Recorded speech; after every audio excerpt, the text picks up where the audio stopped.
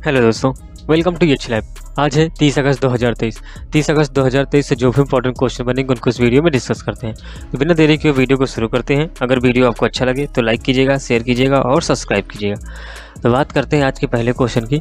तो आज का पहला क्वेश्चन है, किस सरकार ने जर्मनी के पेशेवर संघ फुटबॉलर लीग के साथ समझौता ज्ञापन पर हस्ताक्षर किया है? तो किस सरकार ने किया है दोस्तों? तो सरकार है दोस्तों महाराष्ट्र सरकार। किस सरकार ने किया है दोस्तों? महाराष्ट्र सरकार ने किया है। ठीक है, अब महाराष्ट्र सरकार ने किया है तो इसके बारे में थोड़ी जानकारी ले लेते हैं। बात करते हैं महाराष्ट्र में फुटबॉल का दर्जा बढ़ाने की दिशा में एक महत्वपूर्ण कदम उठाते हुए राज्य सरकार ने प्रसिद्ध जर्मन पेशेवर फुटबॉल लीग जो बुंदेसलीगा के साथ एक समझौता ज्ञापन पर हस्ताक्षर किया है।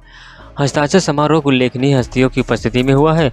महाराष्ट्र सरकार का प्रतिनिधित्व स्कूल शिक्षा और खेल विभाग के प्रधान सचिव रंजीत सिंह देवल ने खेल के और युवा आयुक्त सुहाव दिवस के साथ किया है। दूसरी तरफ अगर बात करते हैं तो बुंदेललीगा के प्रतिनिधित्व में श्रीमती जूलिया अफकार, पीटर लीवले और कौशिक मौलिक शामिल थे। बात करते हैं फुटबॉल महासंघ के कई जिलों के महत्वपूर्ण लोकप्रियता प्राप्त करता है, जो राज्य के भीतर एक अनुकूल खेल वातावरण स्थापित करने के लिए सहयोगी प्रयासों की आवश्यकता पर जोर देता है। यह साझेदारी महाराष्ट्र के खेल उन्नति के लिए चरण की शुरुआत करने के लिए तैयार किया गया, विशेष रूप से जमीनी स्तर के प्रतिभा को विकसित करने पर ध्यान केंद्रित करने के लिए की जा रही है। ठीक है, तो इतना आप इसके बारे में याद रखिएगा। अब बात आई है दोस्तों महाराष्ट्र की, तो महाराष्ट्र के बारे में थोड़ी जानकारी ले लेते हैं। ठीक है, ये है महाराष्ट्र मैप में, ये भारत में महाराष्ट्र है और ये महाराष्ट्र का मैप है। ठीक है, बात करते हैं राजधानी मुंबई है, मुख्यमंत्री एकनाथ सिंह हैं, राज्यपाल भगत सिंह के कोश्यारी हैं और राज्य का पुनर्गठन किया हुआ 1 मई 1960 में हुआ। क्षेत्रफल की बात करें 37713 वर्ग किलोमीटर है। उच्च न्यायालय की बात करें बॉम्बे हाई कोर्ट है। कुल जिले 36 है। लोकसभा सदस्य 48 है, राज्यसभा 19 है, विधानसभा 288 है, विधान परिषद 78 है। बात करते प्रथम मुख्यमंत्री कौन है? यशवंत राव चरण है। ठीक है, यशवंत राव चौहान है। और राजकीय वृक्ष की बात करें आम है, राजकीय पुष्प जरूल है, राजकीय पक्षी हरा कबूतर है, राजकीय पशु ज्वाइंट गिलहरी है, राजकीय खेल की बात करें कबड्डी है, प्रमुख नदियों की बात करें गोदावरी है, नर्मदा है, पेनगंगा है, भीमा है। भाषा की बात करें मराठी, अंग्रेजी, कोंकणी है और प्रमुख लोक नृत्य की बात करें लकड़ी है। ये महाराष्ट्र के कुछ जिले हैं। ठीक है, इनको आप देख लीजिएगा। ठीक है, बात करते हैं नेक्स्ट क्वेश्चन की। तो नेक्स्ट क्वेश्चन जो है वो है, किसने साइन की बड़ी डील हर मैच के लिए 4.2 करोड़ रुपए देगा title sponsor IDFC first bank? तो वो कौन है दोस्तों? BCCI है। कौन है दोस्तों? BCCI है। यानी BCCI और IDFC फर्स्ट बैंक जो है ये सभी ने दोनों मिलकर साइन किए हुए हैं और हर मैच पे 4.2 करोड़ रुपए देगा। तो इतना आप इनके बारे में याद रखिएगा। तो बात करते हैं BCCI की। तो जो BCCI ने घरेलू अंतर्राष्ट्रीय मैचों के लिए नए स्पॉन्सरशिप के साथ डील पर साइन की है और जिसमें IDFI फर्स्ट बैंक ने हर मैच के लिए 4.2 करोड़ रुपए का भुगतान करने की डील पर साइन की है। IDFC फर्स्ट बैंक जो कि अलावा केवल सोनी स्पोर्ट है BCCI स्टाइल स्पॉन्सरशिप की दौड़ में थी।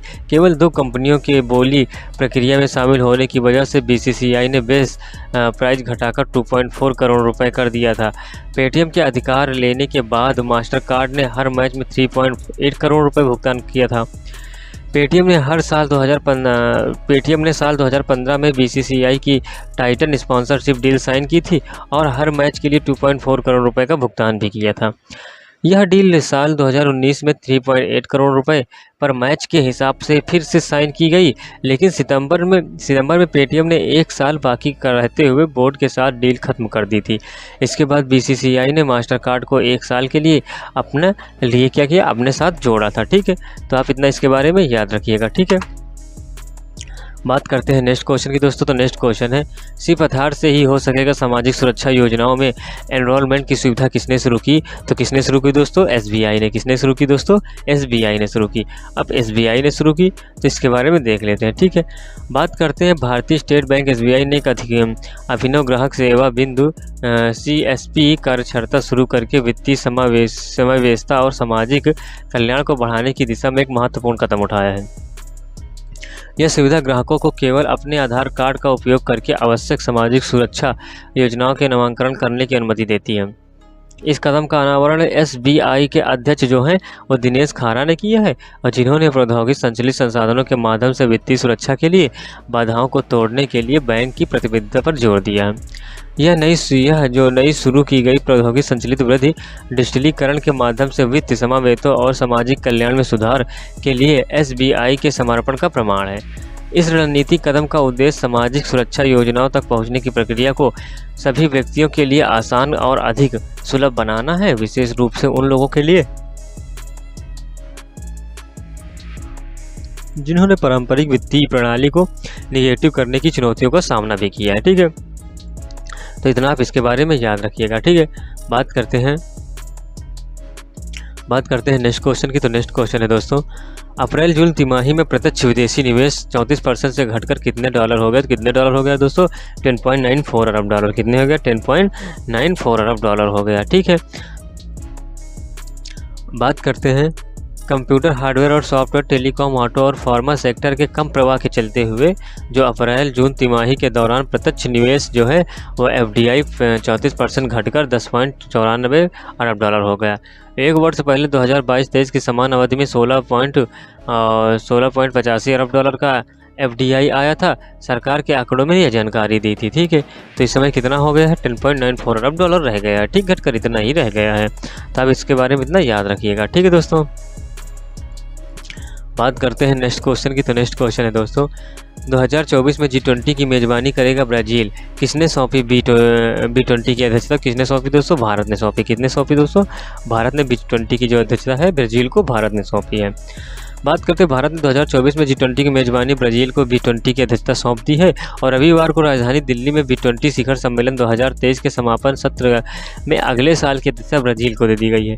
इस दौरान PM नरेंद्र मोदी ने दिल्ली में वैश्विक व्यापार समुदाय के साथ बिजनेस 20 शिखर सम्मेलन को संबोधित किया है। कहीं B20 बिजनेस समिट में टाटा सन्स ने चेयरमैन N चंद्रशेखर ने कहा कि भारत की B20 अध्यक्षता में किन्हें PM मोदी के वासुदेव कुटुंबकम एक पृथ्वी एक परिवार का भविष्य के दृष्टिकोण के विषय के तहत काम किया। उन्होंने कहा कि पिछले 7 महीनों के दौरान हमने 55 देशों में 1500 से अधिक वैश्विक व्यापार अधिकारियों और विशेषज्ञों के साथ जुड़े हुए हैं। ठीक है, तो इतना आप इसके बारे में याद रखिएगा। ठीक है दोस्तों, बात करते हैं नेक्स्ट क्वेश्चन की। तो नेक्स्ट क्वेश्चन है, भारतीय अंग्रेजी कवि कौन थे जिनका निधन हो गया? तो कौन थे दोस्तों? जयंता महापात्र थे। कौन थे वो? जयंता महापात्र थे, जिनका भी हाल ही में क्या हो गया दोस्तों? निधन हो गया। ठीक है, अब बात करते हैं, ये है जयंता महापात्र। ठीक है, दोस्तों, तो कौन दोस्तों? ये है जयंता महापात्र। बात करते हैं भारतीय के सबसे प्रसिद्ध अंग्रेजी कवियों में से एक जयंता महापात्र, जो 95 वर्ष की आयु में निधन हो गया। और ये अगर बात करें महान कवि ने 50 से अधिक वर्षों में फैले अपने लेखन के साथ भारतीय अंग्रेजी कविता में एक छाप छोड़ी है। इनका जन्म 22 अक्टूबर 1928 को कटक में हुआ था, जो कि उड़ीसा में है, भारत में था। ठीक है, इन्होंने कटक के रवेन्नासा कॉलेज और दिल्ली विश्वविद्यालय में अध्ययन किया। स्नातक होने के बाद इन्होंने एक शिक्षक और पत्रकार के रूप में भी क्या काम किया है। भौतिक के शिक्षक श्री महापात्रा को 30 के दशक के अंत में अंग्रेजी कवियों से प्यार हो गया। 1971 में अपने पहले संग्रह स्वयंवर और अन्य कविताओं के प्रकाशन में बाद उन्होंने कभी पीछे मुड़कर नहीं देखा। उनकी कविताओं क्लेस द स्काई 10 बॉय 10 के इन्होंने लेखक के शीर्षक लिख में पहुंचा दिया था। ठीक है, इतना आप इनके बारे में याद रखिएगा। ठीक है, बात करते हैं नेक्स्ट क्वेश्चन की। तो नेक्स्ट क्वेश्चन, अंतर्राष्ट्रीय व्हेल शार्क दिवस कब मनाया गया? तो कब मनाया गया दोस्तों? 30 अगस्त को। कब मनाया गया दोस्तों? 30 अगस्त को व्हेल शार्क दिवस मनाया जाता है। ठीक, अंतर्राष्ट्रीय व्हेल शार्क दिवस मनाया जाता है,